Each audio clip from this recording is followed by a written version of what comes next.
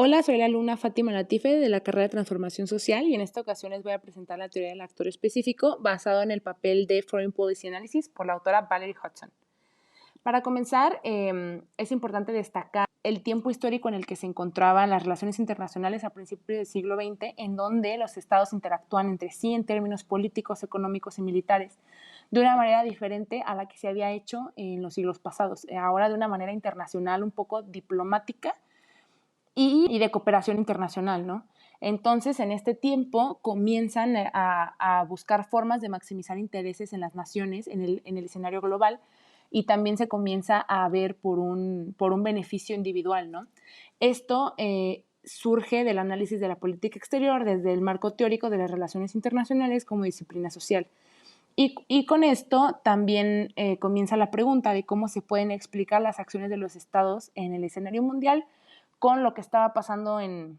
principios del siglo XX, hablando de guerras mundiales, y por otro lado, pues del comienzo de un sistema económico totalmente diferente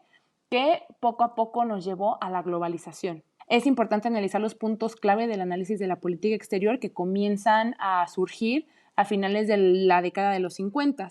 en donde el número uno son los analistas de la política exterior, o sea, aquellos que estudian las relaciones entre los estados, aquellos que comenzaron a actuar como asesores de los líderes y que por ende debían de saber cómo debemos de actuar para maximizar los intereses de las relaciones entre las naciones en el escenario mundial, o sea, cómo ganar, ¿no? Cómo estar bien, cómo ser neutral, cómo no, pues tiempos muy tensos políticamente hablando, cómo mantenerse estables, ¿no? Con esto también pasamos al segundo punto clave, que es el valor que tiene la política exterior en las relaciones internacionales. ¿Por qué? Porque con el estudio de esta, poco a poco se fue identificando el punto de fractura que tenían las relaciones internacionales en el mundo global, que es esta intersección en donde se había estado viendo y estudiado al Estado como un tomador de decisión, cuando el Estado es metafísicamente hablando un territorio que está conformado por una sociedad, sin embargo, no es esa sociedad la que es tomadora de decisiones, sino es un líder, o sea, es un líder político de aquel Estado, ¿no? Entonces se comienza a ver la decisión humana, o sea, la intersección teórica clave que estaba faltando en la teoría de relaciones internacionales, que en este caso es la variable de la toma de decisiones. La toma de decisiones se evoluciona a convertirse en el núcleo del análisis de política exterior basado en las teorías de las relaciones internacionales. Entonces, una vez que se comienza a ver la fractura en donde el Estado no debía de seguir siendo estudiado como un actor, se cambia a un individuo. Entonces, la toma de decisiones comienza a integrar teorías en donde se pueden o se busca lograr definir situaciones creadas por los tomadores de decisiones, y estas tomadoras de decisiones humanos luego comienzan a estructurarse como en una imagen, ¿no? En características específicas, en donde ahora es la variabilidad de un agente y no de un estado metafísico. Entonces, este agente, este actor, se analiza con toda su humanidad, porque es aquello lo que le comienza a dar respuesta al análisis de las relaciones internacionales. Entonces ahora empieza el enfoque de este actor específico, en donde el argumento es que todo lo que ocurre entre naciones se basa en las tomadoras de decisiones humanas, que actúan individual o en un grupo. Una vez dicho esto, surge y nace con la toma de decisiones y política exterior y relaciones internacionales la teoría del actor específico, donde secuencialmente hablando la podemos desglosar en número uno, el interés de aquellos que tienen autoridad para tomar decisiones en un Estado-nación, en número dos, en la examinación no solo de una decisión o de una indecisión, sino de una secuencia, de una constelación de decisiones que este líder ha estado tomando, ha estado siguiendo o piensa tomar. Número 3 es el proceso de analizar la toma de decisiones, en donde se incluye el reconocimiento de diferentes factores que no se estaban tomando en cuenta, como problemas, percepciones, objetivos, evaluación de opciones, entre muchísimas otras, ¿no? Entre otras acciones y decisiones que antes no tenían propósito. Entonces, aquellas que no tienen un propósito no pueden ser conceptualizadas y no pueden tener un impacto internacional. Entonces, se comienza a tener mucho cuidado con enfocar qué es lo que sí se va a tomar en cuenta y analizar. Y por último, nos va llevando a la examinación de más variables que nos pueda dar una idea más específica, un resultado, una conclusión de este líder y de la toma de sus decisiones. Y la única manera de lograrlo es con explicaciones multifactoriales, o sea, incluyendo conocimientos de otras disciplinas como la psicología, sociología, antropología, economía, que nos pueda dar una explicación más completa. Entonces, esto quiere decir que esta teoría es integral y tiene una variedad de información que es suficiente para poder tener un nivel de análisis y poderlo comparar con otro mismo nivel de análisis dentro de la primera generación del análisis de política exterior. Esto es lo que hace que esta teoría sea trascendental y innovadora y revolucionaria para las relaciones internacionales. Entonces, esta comienza a trabajar muy bien en la época de los 50, en donde el mundo trataba de descubrir una política un poco más opaca, en donde no había tanta tecnología, sin embargo, seguíamos el crecimiento acelerado, tanto económico como intercultural, hacia la globalización. Una vez dicho esto, con esta secuencia, con este desglose de la teoría, comenzamos a hacer una definición de qué es, ¿no? Y pues por ende es fácil poder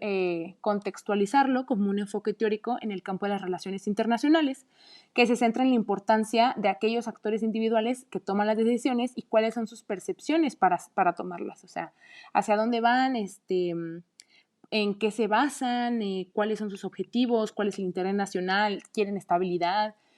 quieren pertenecer, ser influidos, simplemente ser neutrales, entre otros. Entonces, para eso, pues como ya lo mencionamos, el líder tiene que ser un humano racional individual que tiene la capacidad de poder destinar los recursos de su estado a lo que él mejor le plazca, o sea, en lo que él vea que es el beneficio máximo. Entonces, pues también, obviamente, como menciona la misma teoría, no hay que dejar de un lado la humanidad, ¿no? Y un actor racional, un individuo, como bien lo dice la palabra, es individual. Entonces, tiene su personalidad individual, o sea, tiene un lado en el cual se sostiene como un actor individual principal en su propia política, en su propio estado, que tiene su percepción, que tiene sus acciones y que esas son esenciales para comprender la conducta a lo mejor de su sociedad, pero que es diferente comprender la conducta de aquella sociedad, de algún otro líder con el cual se esté relacionando, pues para algún tipo de negociación, ya sea de conflicto o de beneficio. Entonces, cuando pasamos a la parte del individuo, disfrutando su individualidad dentro de su Estado-nación hacia las relaciones internacionales y las interacciones interpersonales, pues es complicado ver la diferencia en cómo los líderes políticos pues también deben de ser tomados en cuenta a nivel internacional y tomar en cuenta pues aquel otro líder y su individualidad también, ¿no? Entonces ahí ya comienzan a influir decisiones políticas que comienzan a ser como una negociación y que depende su resolución hacia dónde se va, si hacia un conflicto o hacia un beneficio. Con esto llegamos a finales de los años 80, que es la época posguerra fría, en donde tenemos un contexto global de cooperación internacional,